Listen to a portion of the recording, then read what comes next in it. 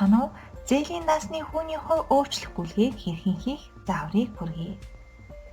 Зээл модулыг сонгон зээлийн даасны жагсаалт дэлгэцийг дуудана. Зээл модуль даасны жагсаалт дэлгэцээс тухайн харилцагчийн зээлийн даасыг дуудана.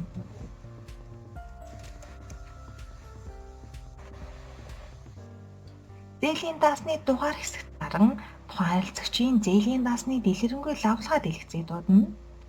Зээлийн даасны дэлгэрэнгүй лавлгаа дэлгэцээс хүү тав руу шилжинэ. Хүү таван дээрээс тухайн харилцагчийн яг одоогийн зээлийн хүүний дүн харагдаж байгаа. Харагдаж байгаа хүүний хувийн арын 3 зэг дээр дарж өөрчлөх товч дарснаар зээлийн хүүний хувь өөрчлөх дэлгэц гарна.